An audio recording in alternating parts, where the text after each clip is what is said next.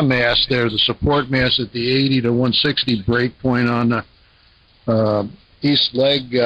Went whacked out. Got whacked out. Was a bunch of the guy ropes were yanked around by branches of a tree that had kind of grown in around the ropes.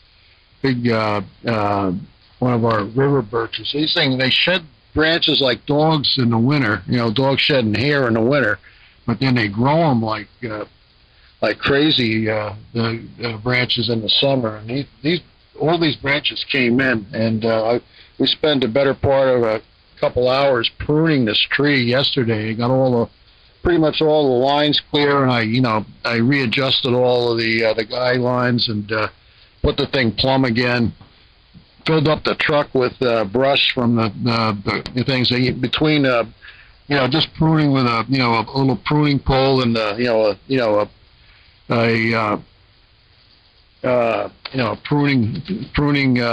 pruning shear on the pruning pole, and then I've got it's AC power. It's not battery power, but a Ryobi 8-inch pole saw, a little chainsaw, 8-inch chainsaw on a pole that goes up about 10 feet. I was able to clear that thing out, and we did a couple more branches on other trees yesterday also. I got a load of brush to head down to the landfill this morning.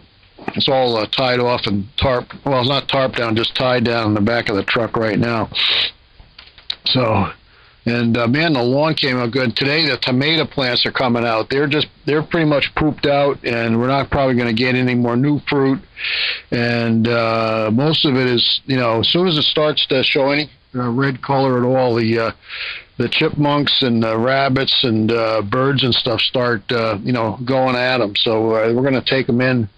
We're going to have tomatoes all over the kitchen, probably ripening on trays and in bags. I guess the best thing you do is you put them in a paper bag and you throw in a banana or an apple with it, and the ethylene gas helps the ripening process. And apparently, like a ripe banana is supposedly the best thing to have. Maybe that's what you're smelling there when you have an overripe banana, is ethylene. All right, no Ethel, but over to George and Gracie over there. N2LJO AJ1G. Okay, AJ1G in the group. And my little tomatoes go right here. Kathy actually has a little tomato plant in a pot on the deck, which so far is one of the only things that grows that she's been able to keep alive. She's like the kiss of death with plants. When someone gives her a plant, I always make the sign of the cross over it, and sooner or later, within a week or two, it's dead. It's not, geez, I'm glad you don't have to water me. But Bob Seger, yes, Against the Wind and Like a Rock. That was, I remember reading somewhere, that was one of the most successful advertising campaigns. I don't know how they measure. Okay. Yeah. I don't know how they measure, what's successful and what's not, just increase in sales. That could be tied to other things. I don't know. But I remember reading that was like one of the, if not the most successful advertising campaign of all times, that Bob Seger, Like a Rock Chevy commercial, which of course I would love because I'm a Chevy guy.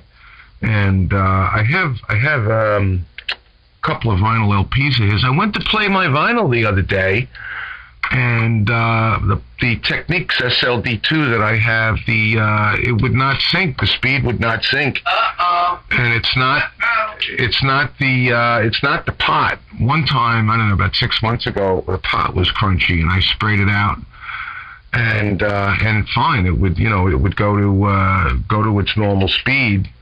But the only thing I could think of is we had a bolt of lightning go off pretty close to the house, right, the other night.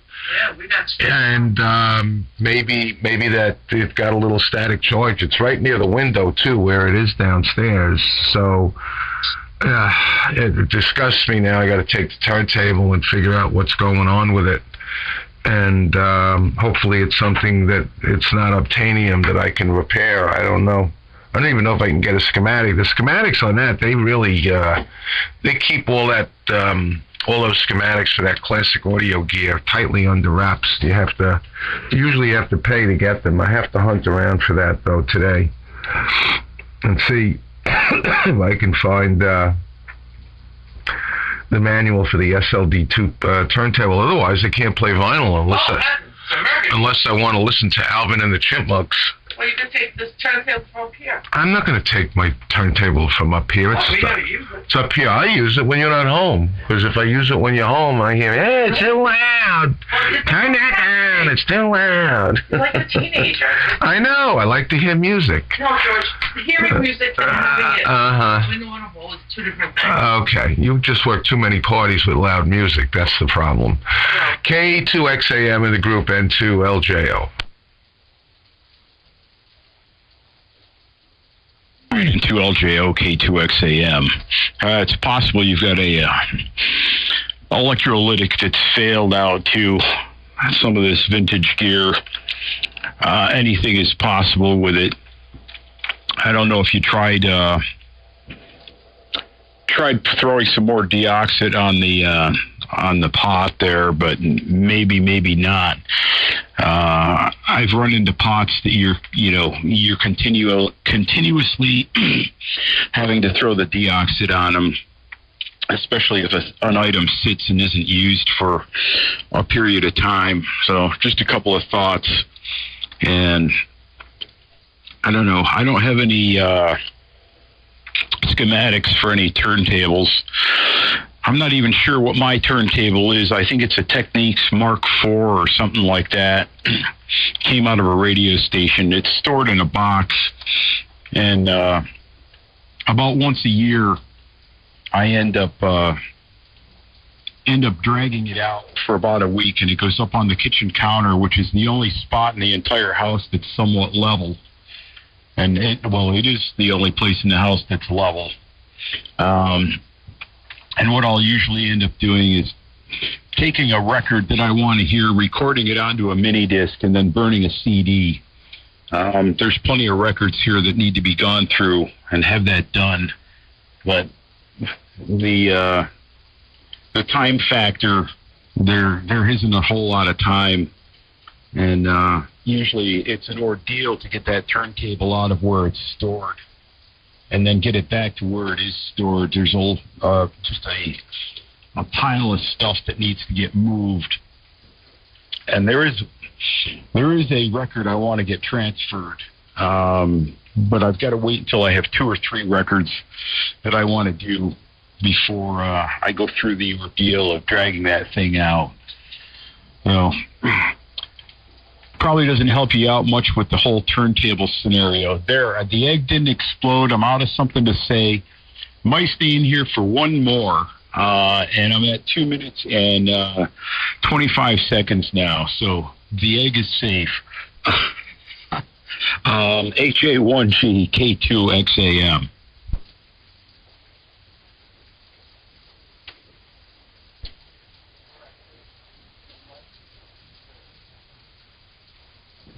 Yeah, K2XAM, N2LJO, HA1G. Oh, man, where am I? All right. Yeah, George, sorry to hear about the turntable there. Yeah, if it's a static charge, I don't know, maybe you could spray the, I don't know, the speed sensor pot or something like that or just spray around with some contact cleaner or something, see if that'll bleed the charge off. I know it's amazing how meters can respond to static charge. I remember seeing a guy on a big meter one time on a ship, taking his hands, rubbing them together, waving his hand over the face of the meter, the glass face of the meter. And you can do that with any meter. I've done it here at home. You can make the needle deflect quite a bit. And usually they go back to where they belong. But yeah, that's kind of bad. Yeah, I got an Onkyo I know I mentioned I got a big, I think it's like 60 watt per channel Onkyo AB receiver. Another thing came home from the Red Shed a couple of weeks ago. I got it on a test bench here. I haven't tried to power it up yet. It's either going to work perfectly or maybe half-heartedly. Probably not at all. If something doesn't work, people put it in the electronic scrap bins, and if they're worth saving, they just leave them in the Red Shed. Yeah, a couple of weeks ago, I don't know if I mentioned it here, when I was over at the Red Shed at the end of a dump run, the shopping phase of the dump run, a van from a local, assisted living residences stopped by, and they dropped off 2 virtually brand new little electric, wheelchairs. They look like little go-karts, the ones, kind of like the ones that you see in the grocery stores, but, without the basket. They look brand new, and it's like, what's going on? Well, apparently that they were being used by 2 of the residents who had passed away, and they were just kind of making them disappear. I was surprised that they apparently there's places that will recycle them, but they were really far away. So they dropped them off in the dump. And I looked at them, and they said they were in real good condition. They came with a charger. At least one of them had a charger along with it. And I didn't want them or have anything to do with it, but there's a local guy he's kind of semi-retired from doing it. He did this as a kind of a productive hobby. He would, round those things up, and, his name kind of got around. He would fix them and find them good homes. And so I put a posting on our local community Facebook page, say, hey, these things just showed up at the Red Shed. I know that I even mentioned a guy's name that, is kind of retired now, but, if anyone's interested in them, they're down there right now. And apparently he saw the posting. He went and retrieved them, and he fixed them up, and he just made a posting that one of them got sent to a town resident with MS. So that was a good outcome.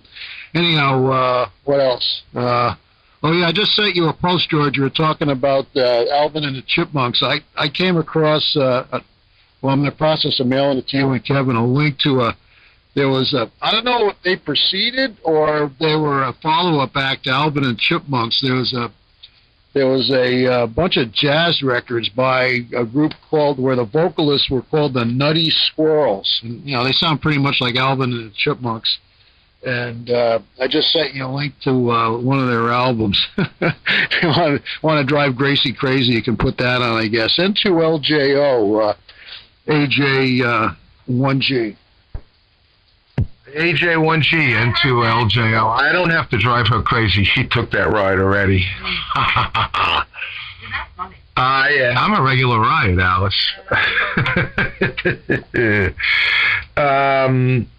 I unplugged it the other day while I was in my music playing session, because I go down for like 2 hours at a time and play. I love it. I just, especially with these speakers and this amplifier that I have down there. I mean, it's my 3rd system. I got the big Sansui upstairs, the 9090, and I've got the Dynacos out in the garage. I was going to rock them for a while yesterday, but I wound up coming back in the house. I wanted to watch the Yankee game, but I left it unplugged for about a half an hour the other day, the turntable. So I think what I'm going to do when I go downstairs later is I'll just unplug it and maybe leave it unplugged overnight, and maybe something magical will happen, discharge whatever charge that might be screwing things up. I remember when I had the store, we had one computer at the front counter that every once in a while you'd boot it up and it would come up in Russian. Unplug it, disconnect all the cables, and leave it for a half a day, and put it back together, and it was fine. So the Democrats. Yeah, it's got to be the Democrats. That's right. Absolutely. So we'll see. I hope I don't have to wind up taking it apart, and I got to make sure that if the platter comes off, I take it off before I put it on its side so it doesn't fall off. Not every platter comes off. I have another really good turntable, probably better than the Technics Pioneer PL530, and that's a dual motor direct drive, and that'll run semi-auto. Not just the return. You could, and actually it'll run full auto if you wanted to, but I never used it full auto.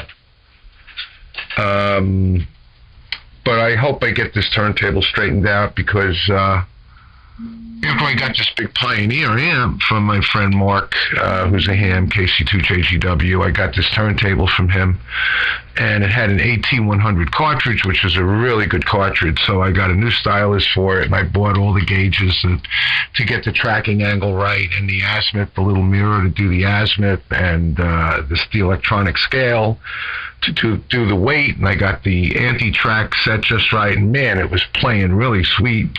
And then the speed got a little, one day the speed just it wouldn't set, but it was crunchy. It was, if you move it one way, it would take off, and then it would take off the other way. And that was when I sprayed it out. This is just that, it runs out of adjustment. It needs to go a little bit further to slow it down a little further, and it's not there anymore. So I think it's electronic, but I could try the spray again. It wouldn't hurt. But I have a lot of vinyl, and I have to get it going, because I could sit, and there have been days where I've just played music off the computer.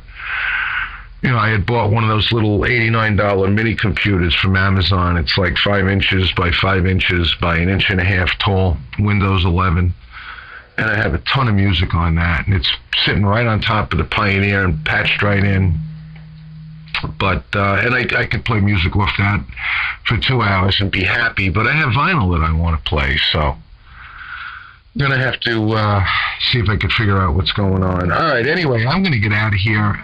Say 7:03. Get the day moving. Well, the rest of the day moving, and I will hand it to you, Kevin. I'll listen out before I throw the switches here. Have a good day. Yes, and it's always good to talk to you fellas. Really, really enjoy these chats in the morning. And yeah, Chris, I don't know what we'll have to find something else to, maybe, I don't know, what time of year do they play baseball in Japan? Maybe we'll have to follow the Japanese baseball, or they have a league, right? Don't they have a league down in South America?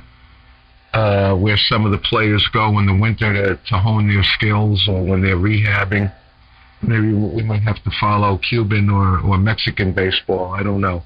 But 7:03 for now, and have a happy Monday. And if the fans are coming on, that means I'm talking too long. K2XAM and the group N2LJO. Right, N2LJO, K2XAM. Yeah, it's going to probably be my final as well. And I was going to suggest maybe unplug the thing for about 10 minutes, and then plug it back in and see if that ends up solving it. But it sounds like you've already attempted that. So I don't know. Well, there must be a hi-fi type of repair shop, I would think, in not all that far from you. You're close enough to New York City. There's probably half a dozen of them. Or here in Syracuse, I do know of at least one shop that would end up doing that sort of stuff. So that might be a possibility if you really love the turntable and exhaust any other possibilities and so forth. And I don't know. We always had stuff to talk about here last winter. It's just we swerved into the whole baseball thing, so we'll have stuff to talk about. I don't know how we would watch, a baseball game from somewhere else, or I suppose, well, if it's in Japan, none of us understand Japanese. We could find a web SDR, but we're going to have to take Japanese lessons or some sort of thing so we can understand what the heck the announcer's talking about.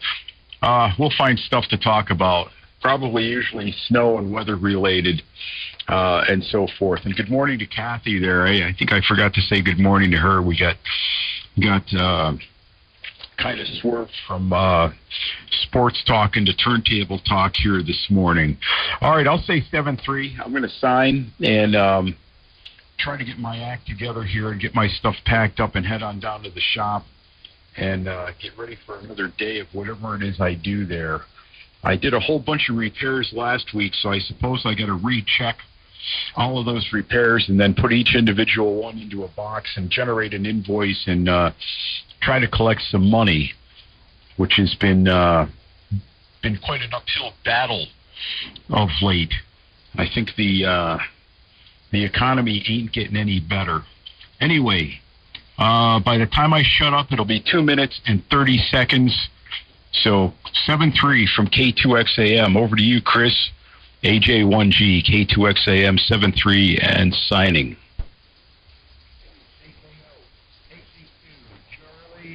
Yeah, K2XAM and EJ1G. Yeah, I just sent that email off with the link to the Nutty Squirrels. I guess their I guess their most popular hit was called Uh-Oh, Uh-Oh. Anyhow, yeah, we'll see you guys later. I got to get some breakfast and get on with the day here, which is going to start off with a brush run to the run the brush down to the landfill. Everyone have a good day. We'll catch you on tomorrow. AJ1G. KC2. Is that Paul in there? I thought I heard something on the Vermont SDR, but is so weak, can hardly make you out. Maybe Paul's at camp. Over.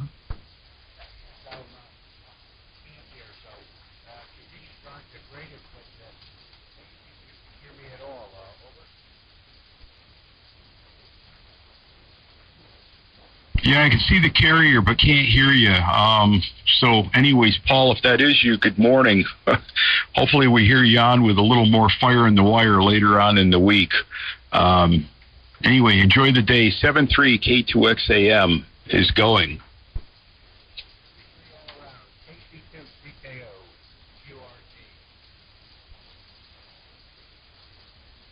Adios, gentlemen. Have a good day. And 2LJO.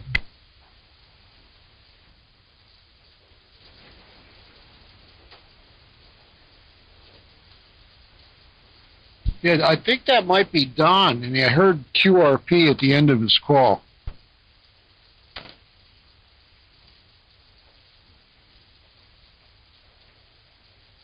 No, it was Paul. He said going QRT. Is that you, Don? KD2FO, QRP, AJ1K. Enough juice.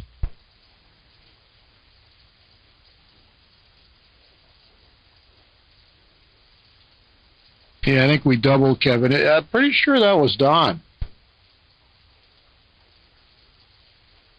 Yeah, no, he said going QRT. His, he typically says that, so I'm pretty sure that's Paul. Don, I'd be able to hear locally. Don is so close to me. He's probably only, as the crow flies, maybe an hour, hour and a half up the road. Anyway, I guess band conditions are such that we just can't hear him. I think he's maybe up at camp with that little, the little rice box is my guess. Anyway, 7-3, guys. We'll catch you all later.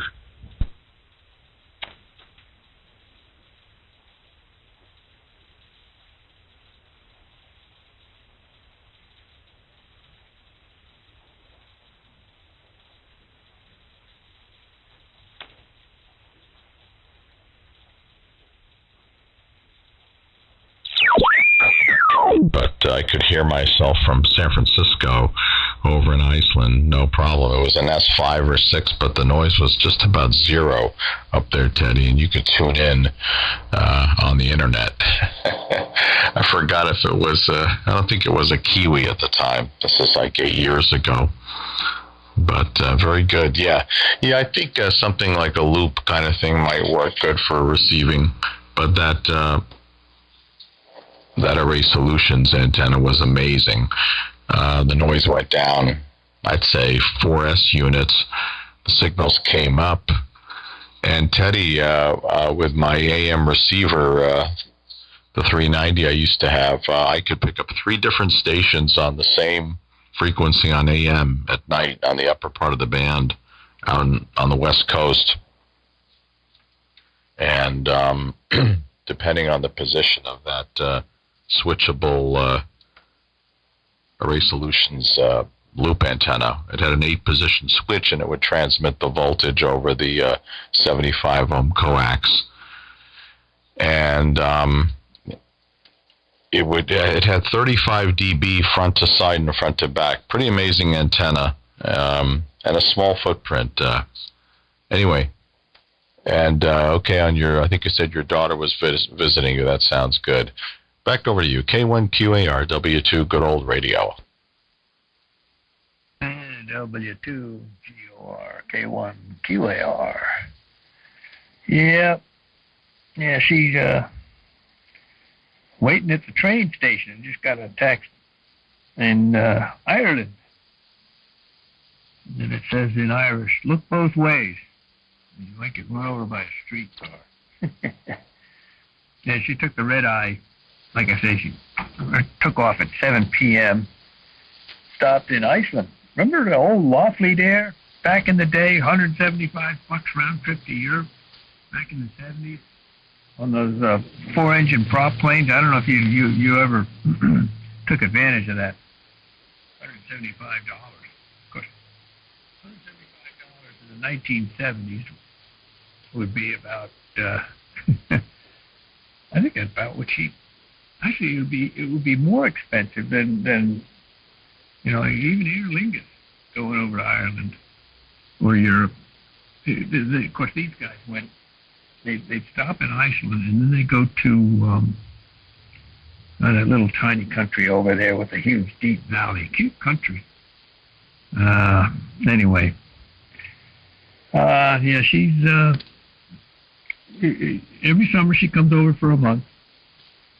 And the rest of the time she's in working in Hanoi. She's got a new job, and she's a little concerned because the boss is not helping her get the requisite working girl visa. So she had to, at the last minute, get a tourist visa just as you get into the country and report for work.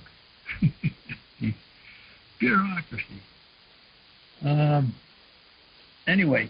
That's cool about those antennas. The 9AY, I think it's called, and you get 4 of them, and then you can switch them. And there's one, I think, where they actually vary the resistance, because to make it unidirectional, to make each of the 4 legs unidirectional, you have a resistor to ground. And this one antenna that I was looking at, they would actually vary the resistance as part of the tuning operation, as well as, the phasing between the 4 legs.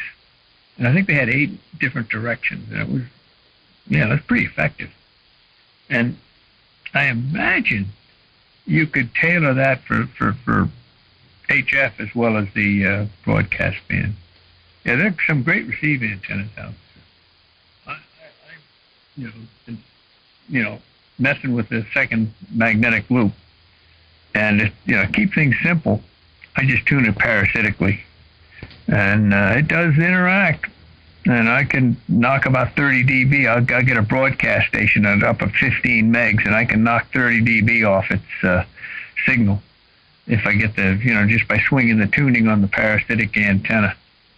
So there's no question you could make a Yagi out of a pair of loops. And the attraction there is, number one, you can transmit. And number 2, it's tiny. I mean, if for 75 meters, I've got a 10-foot diameter loop. So you get a pair of them, and I don't know, about 1/10 of a wavelength. You've got a very small turning circle compared to what you would do if you wanted to do a 2-element Yagi on 75 meters. It'd be a big antenna compared to this thing. I forget what the reduction factor is. It's like a reduction factor. It's about a quarter the size or something. I don't know. But it's, hanging a couple of loops. What's a quarter wavelength? 60 feet. A 60-foot boom is a lot easier.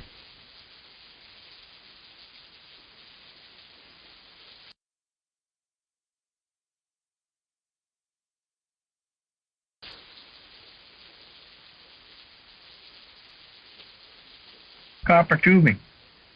It was a loaded antenna, of course, and of course then you got the real guys that do the 3 elements on 160 meters. Anyway, back to you, Gordon. K1QAR. All right, very good. K1QAR, W2GOR. Yeah, that's it. Boy, you nailed that one. K9AY. Yeah, that's really what it is. And, yep.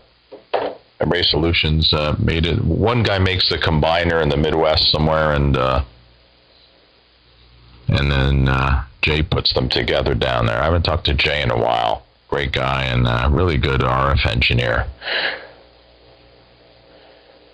But yeah, I had the one that was broadcast band, or maybe 160 meters up to about 10, maybe 12, 14 megahertz. Just at it would work on 20 meters with a couple of S units less, but just fine.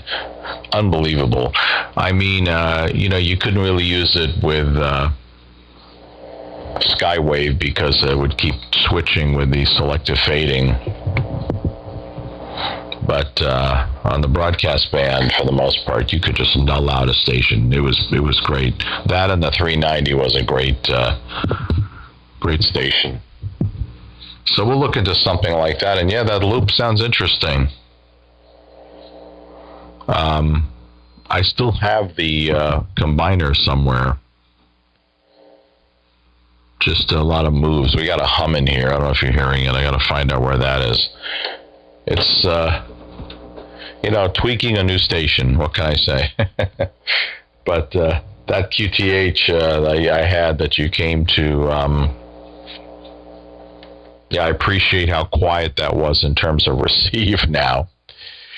Well, all right, I better get going here and get my day going. I got to get to work and crank some tunes out here.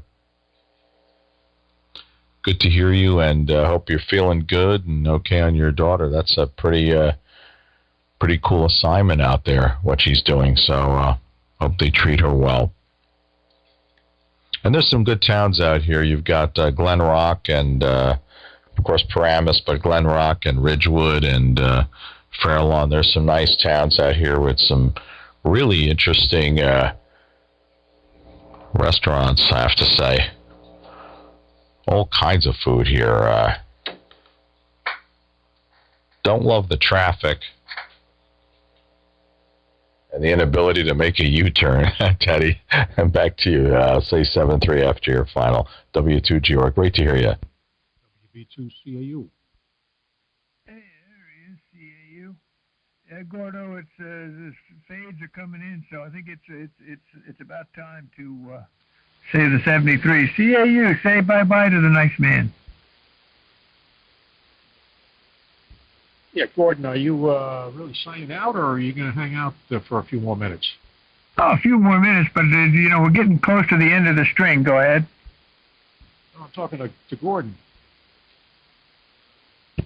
Yeah, okay. Eric, great to hear you. Yeah, I'm not having a great receiving experience here, inverted V at 50 feet out in Jersey. But we do have a lot of line noise, and it's like a white noise kind of buzz, so it makes signals sound weaker than they are underneath. So you're S9, but the audio just seems very low on everybody, and part of it, I think, is the Kenwood 890 on AM. It's a great radio, but not loving it on AM. So I'm hearing you on K1VL, Eric. Great to hear you. Yeah, we moved out here recently to Paramus. WB2CAU. Hope you've been well. W2, good old radio. Yeah, I've been okay. Turn this off so I don't get an echo. I've been okay. I was wondering about you. I know you had some health issues a while back. I haven't heard you on here in months and months and months and months and months. And this morning I hear you in here, and now I hear you're in New Jersey. So that's a surprise. And just as I was ready to break in there, you were signing out. So anyway, good morning to you, Ted. I'm hearing you, but not as well as I'm hearing Gordon. And Gordon, I'm not running as much power right now as I normally do either. This is a different amplifier I'm playing around with here. It's a Yaesu FL2100B, and right now I'm about 70 watts output. Normally I'm doing about 200 watts output with the Commander amplifier. So my signal is going to be down because of the lower power level. In addition to your additional noise, you're going to have, yeah, of course, if there's noise in there, my modulation is going to be the signal to noise ratio is going to be much poorer, and it's going to sound like I don't have much modulation. So anyway, I'm glad to hear that you're alive and well, because I was wondering, with the long gap in time since last time I heard you, I was wondering if maybe you had gone to the other side of the sod. You know, I'm glad to hear you're still around, but I think you might be a little further away from me now than you used to. You were in Westchester before, and now you're in Paramus, so I think you're a little further away. Anyway, back over to you, Gordon. I know you weren't going to hang around much longer. You said you want to get your day started. I'm going to get my day started pretty soon too, but I had to get in here and say hello when I heard you in here. W2GOR with the this is WB2CAU. All right, WB2CAU, W2GOR. Yeah, thanks very much for your kind words. I'm doing better. Yeah, we had a series of surgeries, and 3 of them, and lots of excitement in between, so wasn't able to get on, but definitely better now and functioning, and trying some new things to stay out of the woods. So thanks for asking, Eric. And before I run to work, what are you using for a receiver? And by the way, your audio sounds great. I'm hearing you on the SDR. And even here, from time to time, the low power is working fine. Curious if you can give me a relative idea of the signal strength of how this inverted V is working at the new location. Well, you're peaking about 20 over 9, so you're not weak. You're not weak at all. We probably have a comparable signal to what you used to have from Westchester, but, you know, on this band it's Skywave, so it, you know, just because you're a little further away doesn't mean your signal is going to drop off until you get past a certain distance. Then it starts to drop off. Anyway, no, you're doing fine. You're doing fine. And what's the deal there? Are you living in a? Is this in a private residence, or is it a condo? Or I guess it's a private residence. You probably, otherwise you wouldn't be able to put up an antenna, I guess. But is this permanent or what? W2GOR and K1QAR.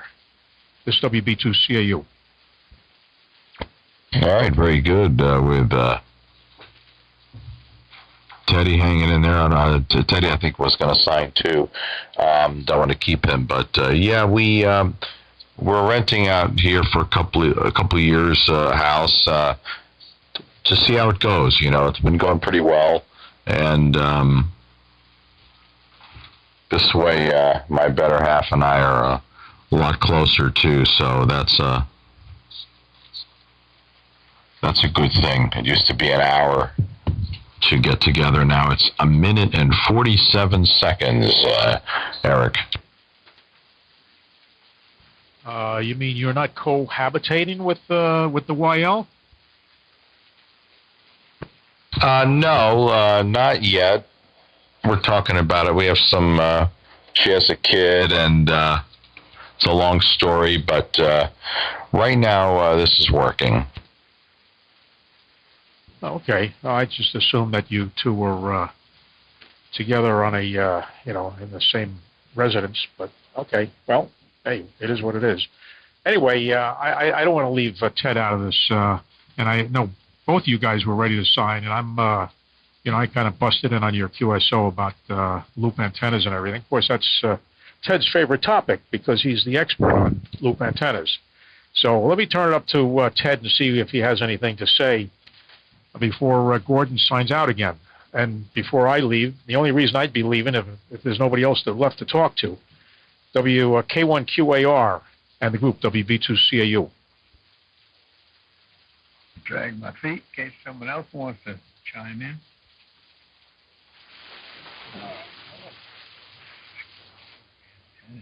All I do is I just mash the ends of some tubing flat, bend it in a circle, and bolt a condenser to it. Because I got no room for anything else. You guys, you land barons out there can string these, you know, inverted V's at 50 feet. I'm jealous. Because you can listen all over the place. Me, anytime I want to change a few kilocycles, I got to spin the encoder on my stepper motor. Otherwise, I hear nothing. Anyway, what was I going to say? Anyway, the signal is kind of fading now, but I'll tune in tomorrow morning. If you guys are going to be around, and oh yeah, I'll be in person at Marlboro. I'm going to be wearing a white jacket. 2 weeks from yesterday, I'll be up there letting smoke out of radio. So if you got any, if you got a wild hair, it's there 495 west of Boston is in the hotel there. It's fancy. It's ARRL.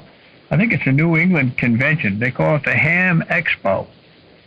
And I got an extra white jacket. I could probably sneak you in, so you don't have to pay the admission if you have a wild hair there.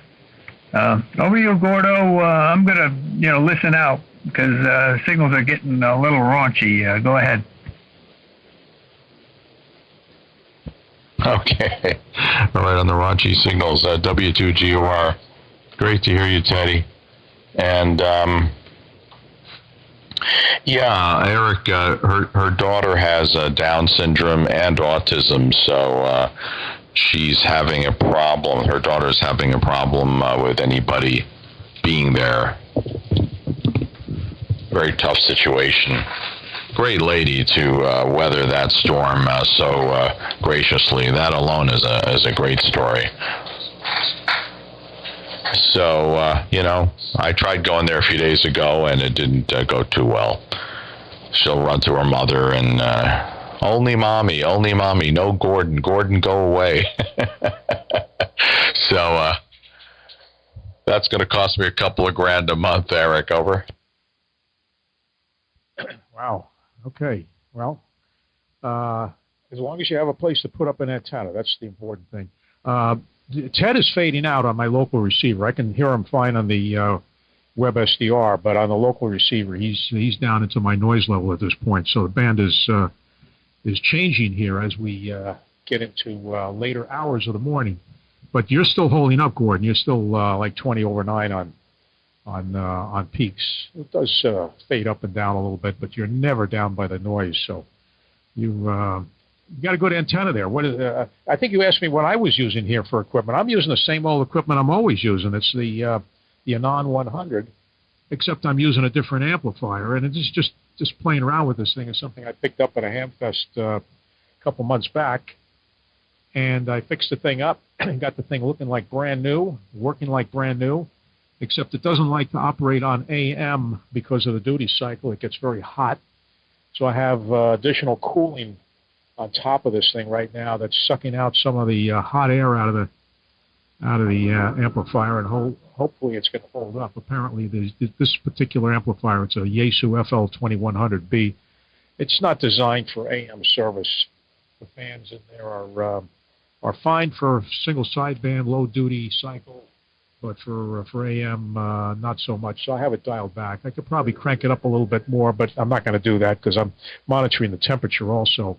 And right now it seems to be okay with the additional cooling. So, my question is, what are you using for equipment? You said something about a 590, but it doesn't sound like a 590. I know you have the Class E rig, and I know you have an Anon. So I assume it's one of those two. Both of them, sound very good. And I guess you're using maybe the did you say 590? I think you said a 590, probably to receive. So anyway, Ted, if you're still hearing me, I'll say 7-3 to you because I know you're signing out. Band conditions are pretty bad between you and I at this point. I think we're still holding up between myself and Gordon, though. So W2GOR to pick it up with K1QAR, I assume, signed out. This is WB2CAU. Listen to you on direct, Gordon. Go ahead, Gordo. All right, very good. Teddy, are you signing? Yeah, go ahead, Gordo. Saying, are you signing out? I don't want to hold you up. I don't know. I'm going to head out and make some oatmeal. We'll see you guys maybe tomorrow, same bat channel, okay? All right, my friend, you take good care, and we'll talk to you soon, Teddy. 7-3. K1QAR out.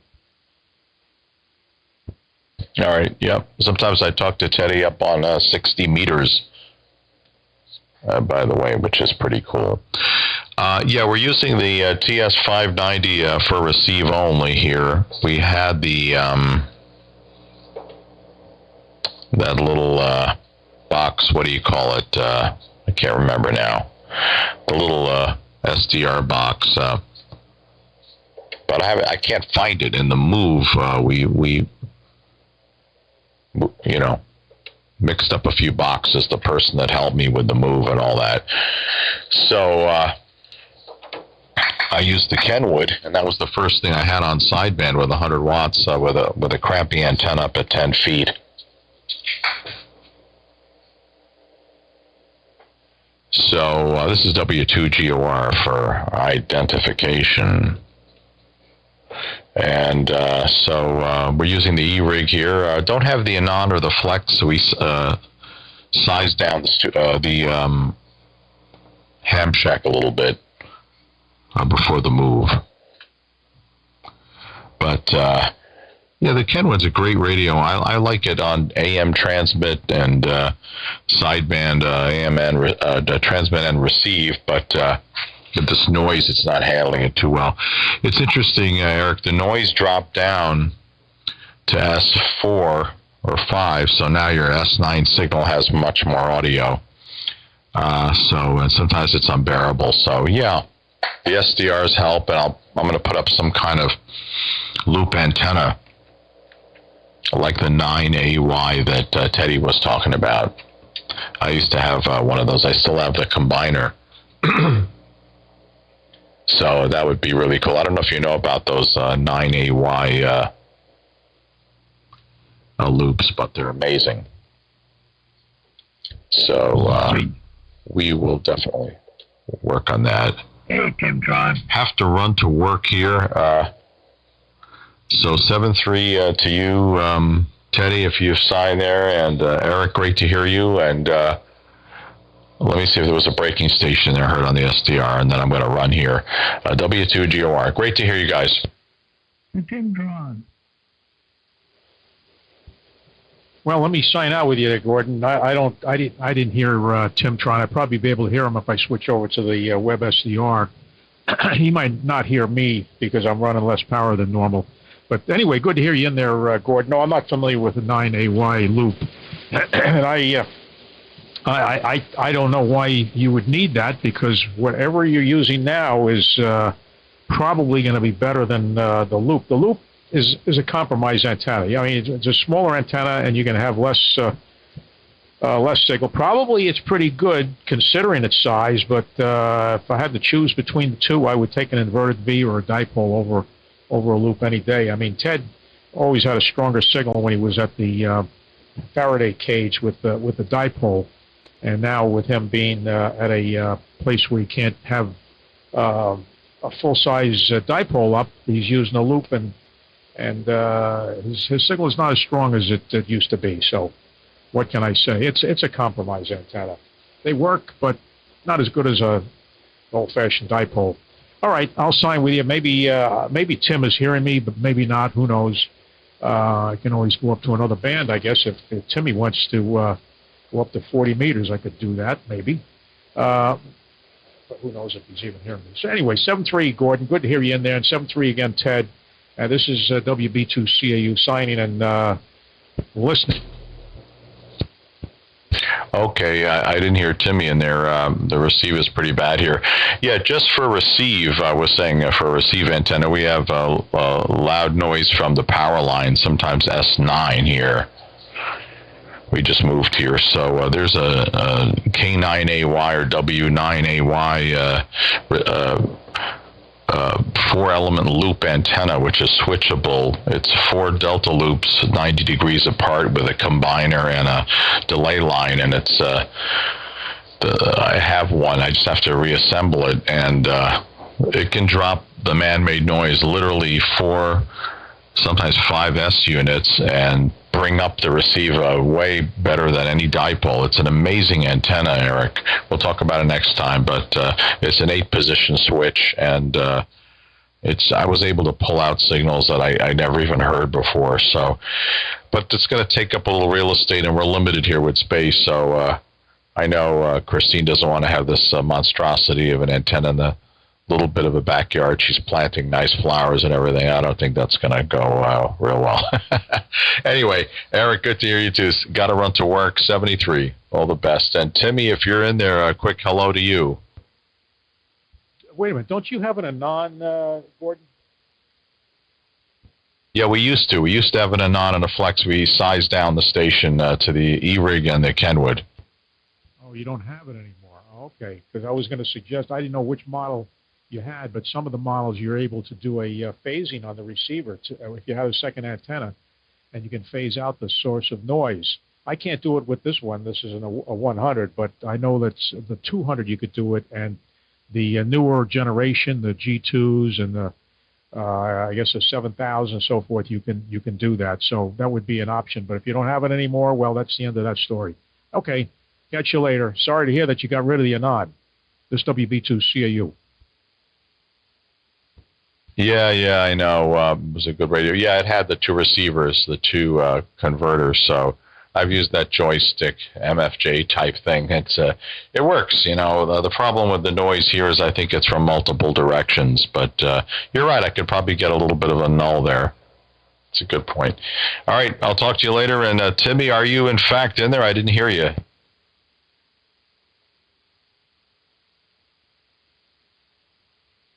No, Tim. All right, 7-3 all. Hello. Hey, Steve. I doubled. I said no, Timmy, but I did say hello. I heard what sounded like... Hey, Steve, how are you? Yep. The sound. Oh, I'm doing pretty good. Hang on, let me just make an adjustment here in the transmitter. Come on. There you go. All right. Nice to be able to tune things remotely. Yeah, I've been listening here for a few minutes and heard you on there, Gordon, from the new place in New Jersey. So that's a surprise move for me. I don't know if anybody's here. I'm just running my low power transmitter here. Don't have the other transmitter on at the moment. I was just listening. I was amazed I could hear anybody this time of day. But great to hear you back on. The Classy rig is sounding as great as usual. And I've been listening for about 10 minutes or so.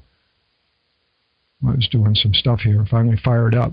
W2GOR in the fine group. Hi, Eric. Hopefully you're copying. And Ted, I know you are because you acknowledged. W2GOR, WA1, Queen Item X-ray, low power. Good morning, Steve.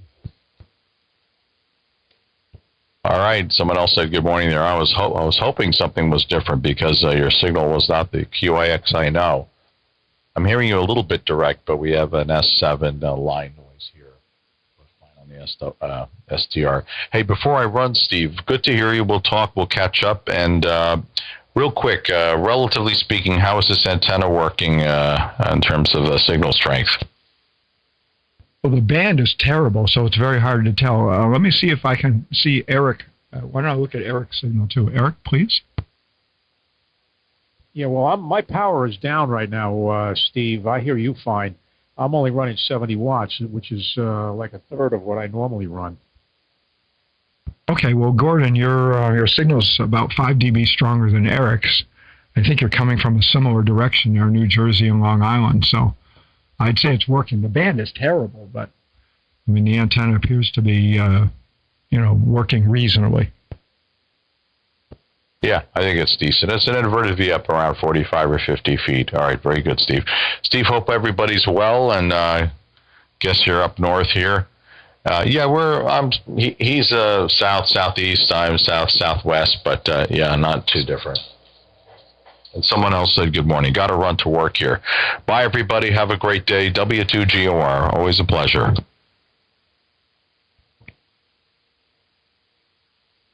Talk later there, Gordon. Good to hear you. WA1QIX, and I heard chatting you too on N1GIC.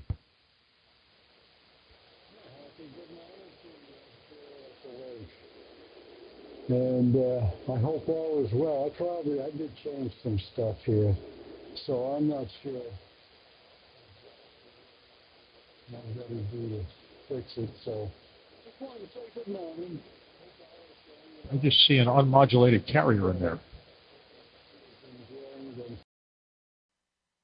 Yeah, it's good to, let me kill the audio for a second. If you look at this guy's carrier, right?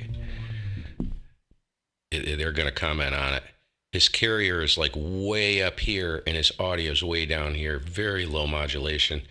So that's something like to watch for. This is why I listen on AM. If the modulation is really low, like some of these rice burners, like the 7300, it'll put out a good carrier, but your modulation is really weak. See, look at this carrier's way the frick up here. His modulation's way down here. So, just doesn't have it turned on or something. yeah, so, that's something, that's why I do a lot of listening on AM, because I'm not real familiar. I'm not an expert with AM at all, or an expert with anything, so it's kind of one of those things. It pays to like just get in there and sandbag for a while. Just watch and listen.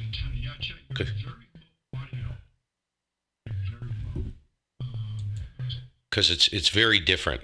It's very different than sideband. A lot more involved, to get your signal copyable.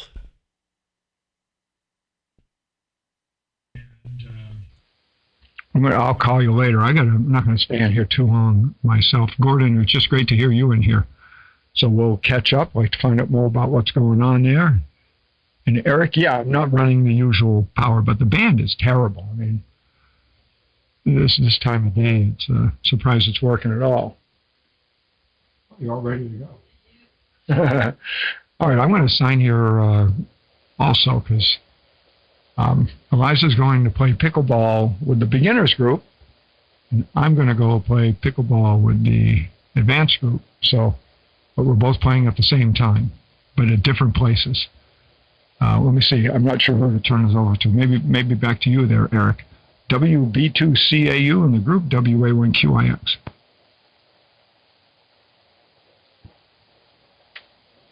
Yeah, WA1QIX and the group WB2CAU. Well, I'm not hearing Chet at all. Even when I switch to the web SDR, I mean, his modulation is so low that I'm just not extracting anything out of it. So his modulation is probably less than like 2%, if that. So very, very low. Not.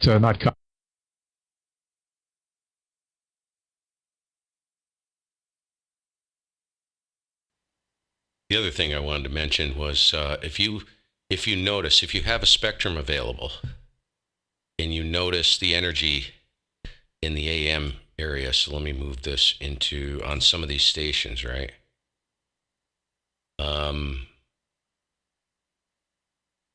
If you listen to AM broadcast, some of these guys, not the AM broadcast, but that's what I try to emulate. There's a difference between, in my mind, this is me personally, there's a difference between ESSB Voodoo audio and AM modulation. A good AM sound, and you really don't, in my mind, like if you guys are listening in earbuds or you have big speakers and you're listening to these guys right now, you can tell that there's just not enough presence on a couple of them. It's very boomy. I've been working with the low and high pass filters on the Bertom. Just too much mud, too much bottom end. You don't hear that on a good AM broadcast station. You get full spectrum audio, but it's where all the peaks are set. So when the signals get weak, it's what I've talked about before. When the signals get weak, you end up only hearing like the low end rumble, which does nothing for copyability. It's very, very difficult to copy. So if you're going to play AM, You may want to go in and alter, depending on the group you're with, if they're running too much bottom end. You may want to, and if they're not really strong, you may want to go into your RxEQ if you've got some way to do that, depending on the rig you're running, or if you're running external software like I am. Put in a low frequency roll off, or just try to isolate those frequencies and pull them out, and it'll be very, very nice to listen to. That's something that I noticed. It's nice to listen to if it's strong, but you have to have a balanced top end. It's got to be balanced. And if it's too heavy in the bottom, it's not going to sound right. And it's very easy to accomplish that on AM because you're very wide. I mean, you're able to transmit like 6 kilohertz per sideband. So some of these radios, if you're running an SDR or some of these radios that are really uncorked, I mean, you can push audio all the way to like 20 hertz, which is almost sub-audible. That's about the threshold of the human hearing. And that's too low. That's too low. Even 30 hertz is too low for AM. If you have a low voice, good God. You know what I mean? So there's something to watch for and to kind of analyze. You know what I mean? When you're setting up your AM audio. Figured I'd just mention that. And like I said, I'm no expert, but you can tell just by listening. You know what I mean? Go at night, go listen to some AM broadcast stations, listen to the way they sound. You don't have to be an expert, and you don't have to nitpick the living crap out of it. But if you find somebody, DJ or something that has a voice similar to yours, and listen and see if you can maybe even run a spectrum analyzer. That's a great way to do it. Load up Fritcher or SpectraLaCime and look at where the energy is on their audio and see if you can emulate that. It's a great tool and it's a great learning experience. That's why I'm in here farting around all the time. Let me gosh. Cool, so I can read a little bit of the stuff that's coming in over Telegram direct, which is kind of fun, to read the news feed. Of course, it's divided by 2 and down it. Anyway, Eric, you still there? Otherwise, Steve, pick it up. I'm going to sign out. Listen out, K1QAR over to CAU. Go ahead, Eric. Yeah, I'm hearing you now, Ted. For a while there before, your signal was down, but your signal is back up again. I'm hearing you, K1QAR and the group WB2CAU. Well, I'll stay in here, I guess, as long as there's somebody else in here to talk to. And there was a very, very strong carrier that came in, somebody tuning up, I guess. So whoever that is has a very, very good signal to this receiver, the local receiver. So does somebody else want to join in? Kilo 502 Golf Foxtrot. I hear somebody in there, but I can't make out who that is.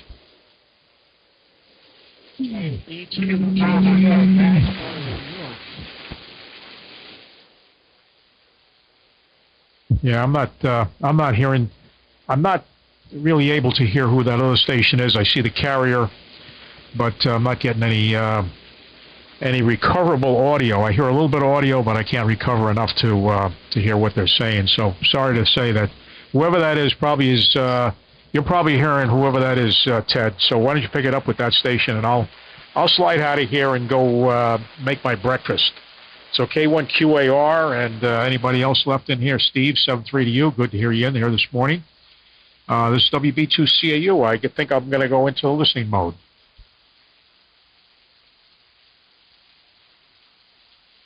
Still there, Steve?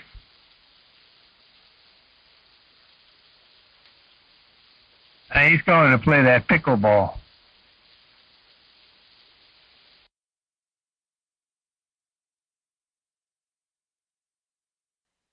All right, I'm going to get out of here for now, you guys. Just kind of cool. I don't have to be talking on the radio all the time. We'll see you guys later. I'm going to leave this up. Maybe guys will find it and they'll go in and listen to their audio and stuff. If you notice, and I am not tooting my own horn. I am not doing that. But earlier they were having loop conversations. I guess I didn't hear it. I think I was out of the room, or maybe I wasn't on the frequency because I didn't reference it. But I am running. This is an 80-meter loop, full wave loop, and I could hear, if I uncork this, open it up, I could hear every single one of those guys. I just choose not to because I'm too lazy right now, and a couple of them were so weak that I'd have to wind it all the way open because they were right in the noise floor. But that's another thing I wanted to say was playing AM, and I've heard this a lot on AM. Guys have the importance of having a really good receive antenna. Because one of them mentioned, especially on this band, this is a skywave situation. Then you have ground wave, and having maybe a variety. I know it's impossible for most of us, but having a good primary antenna that has great ears is really important. That's something to consider. This antenna has tremendous ears, because I could hear every single one of those guys, and you heard multiple times said, well, I hear a carrier, I see a carrier in there, but I can't hear them. I can't copy them. There's no audio. And I could hear every single one of them. That doesn't really mean a whole lot in the grand scheme of things, because it could be just the path. I have a good path to everybody. But more likely than not, it's because the antenna hears very well. It's also incredibly quiet. So if you look, my noise floor is hovering on minus 97 dBm. That's pretty nice, considering this is 75 meters. It's a very noisy band for most people. A lot of people can't even get on this band because it's that noisy. But these loops tend to be 2 to 4S units quieter than over a dipole, and especially over vertical. So something to consider. Anyways, we'll see you guys later. Have a great day. I'll probably be back. I'm going to be in and out of here. I got about 2.5 hours of trimming to do, though. And we have a K7 running. So I don't think there's going to be a whole lot of activity. I doubt it on the shorter wavelengths until maybe